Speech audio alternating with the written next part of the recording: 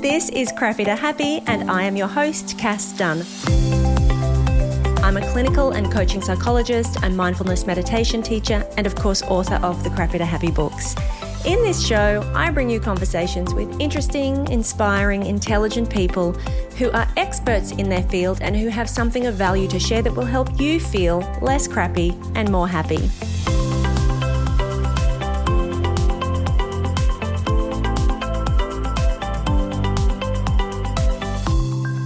Hello and welcome to another solo episode of Crappy to Happy.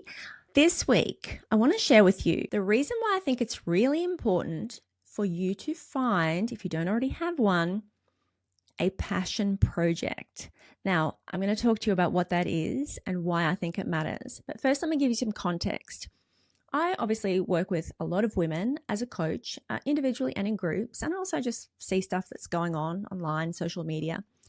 And recently, I seem to be having repeated conversations with women who the number one thing that they need in their life, the number one thing that's really missing in their life is joy.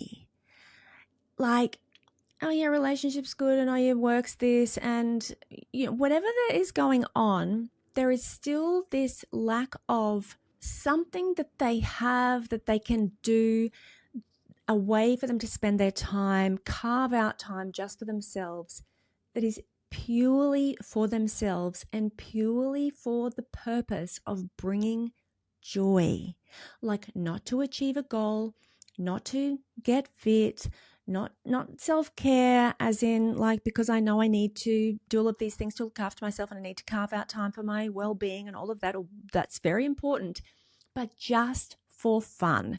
Now, interestingly, the last time I spoke about play on this podcast, when I did an episode about the importance of play, it was the most downloaded episode. So I know this is a topic that resonates with you, and I wanted to revisit it because it's coming up again. And the other reason I want to revisit it is because there's a lot of really, really disappointing stuff happening in the world, and there's a lot to feel kind of concerned about.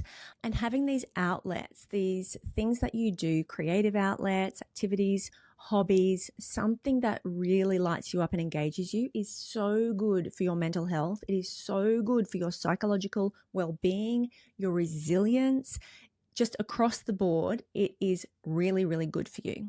And I want to talk particularly today to the women who maybe are 40s, 50s, who have spent a lot of years raising children, working, managing a career, managing a house, doing all of the things, being there for everybody else, and who have lost themselves along the way, because this comes up all the time. Now, I'm not saying that this is just for women who are over 40, over 50, because this can happen at any time. This is relevant for no matter, you could have toddlers at home and you still need to do this.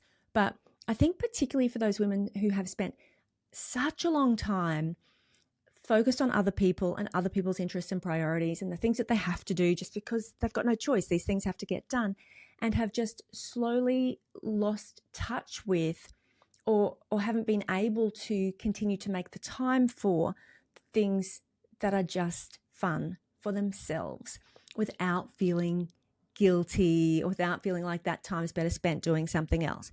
So you women, it's time to take back some of your own time to take back something for yourself. And I'm going to hopefully give you some ideas and some guidance for how you might do that. Now, if you are a person who already has something that lights you up, that you regularly make time for, something that really gets you into that flow state, that really engages you, you just love it, it brings you joy, it's not a job, you don't make money from it, it's just something that you do purely for fun, then I'm so happy for you. Please continue to do it. Continue making time for that. If you haven't, then listen up. So when I talk about a passion project, don't be put off by that word passion. I think a lot of people get put off by like, find your passion, blah, blah, like it's this pressure to have this like thing that you just feel so super passionate about. When I talk about passion project, I'm really just talking about something that really lights you up. All I mean is that you do it purely for the joy of it. It most likely will involve learning some skill. Like it will probably have some element of mastery to it, but it doesn't have to. But I just mean that it's not work, it's not study, it's not keeping in shape, it's not managing your nutrition unless you happen to be really passionate about that. Now, having said that, if you're really passionate about running and you want to train and run a marathon, that could be a passion project. If you are really passionate about food and nutrition and you actually want to go and maybe do a short course or maybe start a food blog or start spending some time really cultivating that interest in food and nutrition because you love it, because you could talk about it, read about it for hours, because you think about it, you're interested in it, you listen to podcasts about it, you want to read books about it, you want to follow people online who talk about that stuff. Like that could be a passion project. So you see what I'm saying? So it's you're not doing it because it's like I should do or because I know that that's really good for me. It's purely for the joy of it. So have a think about if you had no restrictions on your time, if you had no limits to your resources, if you could literally do whatever you wanted, how would you spend your time? What would you genuinely enjoy putting your effort and energy into if you literally didn't have anywhere else you had to be? No restrictions on time, no restrictions on money. I mean, I know we usually do have restrictions on money, but like if you didn't have to go off to work, if you didn't have to factor that in, how would you spend your time? What would you be interested in pursuing? What do you love doing? What can you become completely absorbed in and spend hours doing and really get into that flow state? And if you don't know what that is, do not despair. That just means that you have got some work to do and some exploration and some experimentation to do to work out what that thing is. And you might try lots of different things before you land on the one that really lights you up. And that's okay too. Like you can go and you can explore lots of things. Maybe think about what did you love doing before? Like before you were weighed down with responsibility, before you had kids, before you got married and got a mortgage or whatever, before you got really busy in your career and working long hours, what did you love to do for fun? Maybe you loved dancing. I've heard of women going back and doing adult ballet classes, going back and doing adult art classes, because they loved to do art and creativity when they were younger and then they lost that. Writing, maybe you were really into creative writing. Maybe you can start writing again. Again, see, it's not because I'm going to get a book published. It doesn't have to have that sort of goal attached to it. It's just for the joy of the process. And then maybe you start following writers and people who teach writing skills on Substack. Like there's plenty of them, let me tell you.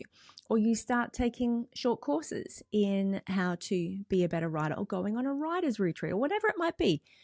You start to explore how you can spend some more time doing that thing for the process, just for the fun of it. No goal, no outcome. Maybe you start writing a blog. You see what I'm saying? Like, how do you start to tap in and pick back up some of these things that maybe you had a natural interest in, you were naturally drawn to, you had a propensity for it, you had a talent for it perhaps, or just an interest in it? How can you maybe revisit some of those things and see if that interest is still there? Did you always want to do something and then you felt like it's too late? It's, you missed the boat. What are those things that you feel like potentially you felt like you left too late? Maybe you always wanted to learn an instrument and now you feel like it's too late. One of my clients just picked up a guitar and started guitar lessons.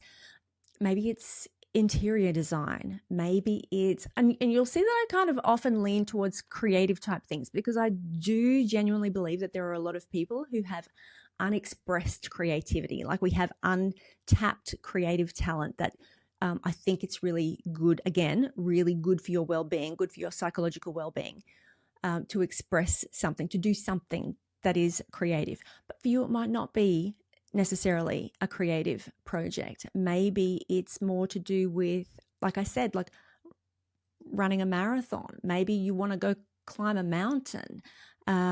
maybe you want to walk the Inca Trail. Like maybe that's your passion project. And so you start working towards, how do I start training myself for that? How do I start learning what I need to do for that? How do I start preparing myself? And that becomes a project for you.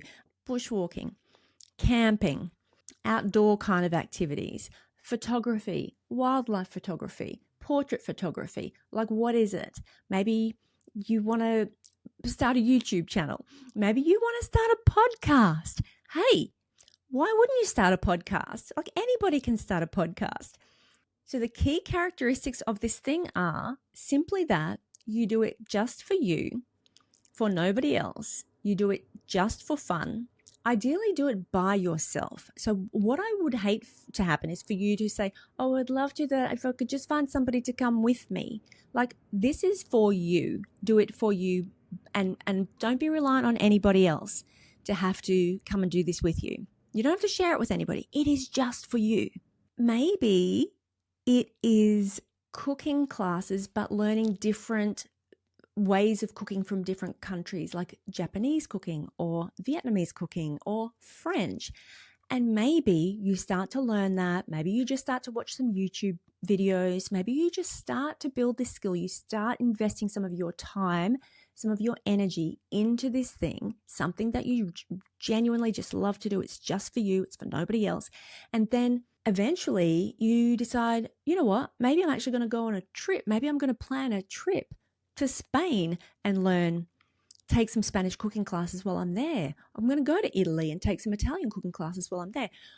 The thing is, you don't want to wait and, in a year and a half, I'm going to go to Italy and that's when I'll do this. I want you to start now. This is going to be something that you can start now, even if it is just a couple of hours a week. But ideally, then you want to have this be something that you can regularly go to. Maybe it's a few times a week. Maybe it's, a bit more time on the weekends. And what it does is it gives you something to balance out all of your responsibilities. It gives you something to look forward to that you can actually get excited about. It helps you ideally, like when you find the thing, like it will help you get into that state of flow where you're just completely absorbed, like completely in the zone because you're so just in your experience. I mean, that is the state of optimal well-being. You feel good, you feel energized, you feel inspired. There's always something new to learn or to do, or some progress that you can make that you can feel really good about. You may eventually make some social connections through this thing. Like, you may end up meeting some people who have a similar interest. And so it's got that social aspect to it as well. And the thing about having an interest is that it makes you interesting. I hear so often from women that they just feel like they've lost themselves. Like, I'm a wife, I'm a mother, I have my job, but outside of that, maybe I see my family, see my sister, see my mom once a week, have dinner with the family. But outside of that, I feel like there's nothing, like, what do I have to talk about? Because it's just the same old, same old. It's just, I'm just in the rut of the routine of life. The other thing that can happen is that, like I said before, there can be this guilt. Like, if I'm not doing something productive, if I'm not doing something that is contributing to, I'm not working or contributing to the finances or helping around the house, because there's so much things to be done and there's always something to do. And I feel like this is a waste of my time, and potentially I might feel like this is a waste of money, of family resources, or I'm not going to be there as much as I should be for my kids or whatever it is. These are the things that can get in the way of you pursuing something for yourself. So let me be the first to tell you, there is so much research that says that this is so good for your psychological well-being, emotional resilience. If it's creative, then it's building, neural pathways in your brain. It is reducing stress. It is making you a happier person and a more well-rounded, balanced person. It's building your confidence, because now you have got something that you can talk about. Now you've got something that really engages you. If somebody asks, what do you like to do on the weekends? It fills your cup so that you can be the best version of you for the other people in your life. I've said before, and I just said it to one of my clients the other day, but I've said before, and I'll say it again. I heard a marriage counselor say many years ago, it is the responsibility of each person in a relationship to be an interesting person. It is your responsibility as an individual to be an interesting person, to have something that you bring to that relationship that is unique to you.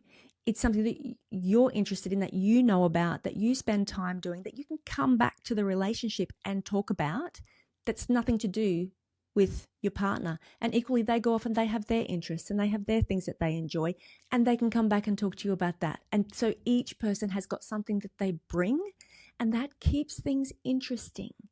And people are interested in, and people are drawn to interesting people, right? People with interests. And when you've filled your cup and you've replenished your energy and you feel like you've had that opportunity to do something for yourself, you come back more present, more engaged, more inspired, more happy for all of the people in your family, as opposed to not doing it because you feel guilty, or you feel like it's a waste of time, or you feel like there's too many other things to do, and then just feeling bored, frustrated, resentful, most importantly, just stressed, like just not having any space for yourself.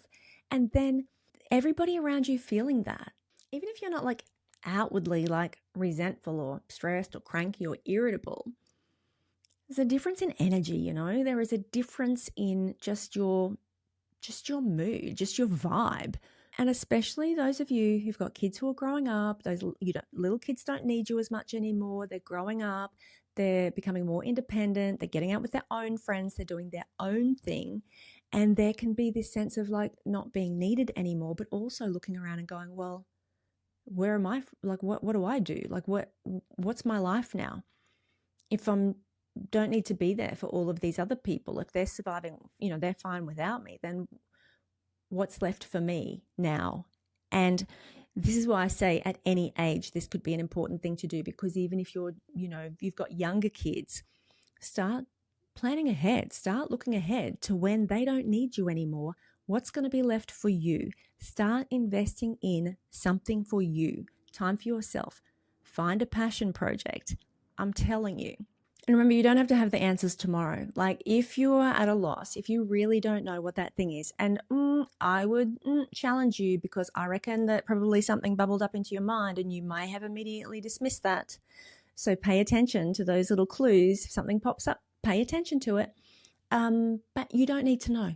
You can just experiment. Try something. You don't have to commit. Find a little weekend course in something that looks interesting to you. Find a little workshop, like just play. Just be willing to experiment and explore and see what you really enjoy. I promise you'll be healthier and happier for it. I promise that the people around you will all benefit from it. And if you don't already have something like that, then maybe you could make it one of your goals for 2025 to find out what that thing is and to get started. And before I sign off, just to pick up on something that I was talking to you a couple of weeks ago about goals and about finding the things that are really going to move the needle and not just doing the busy work, I am happy to report that I have made some progress myself on growing the podcast. And one of the things that I have done is I have now got, from this year, I will be posting these episodes on YouTube. So it takes a little bit of extra time. Currently, they may not be up straight away, but eventually you will be able to see them all on YouTube, the full video. If you prefer to watch, see my face, as well as listen. And the other thing is I'm setting up a dedicated website for the podcast. And on that website, there will be space for you to send me messages. And there is a little microphone down in the corner, which you can press to send me a voice note. It's still a work in progress. You'll be able to find it, or you can find it, crappytohappypod.com. But just know that it is not fully up to date yet. It's still a work in progress.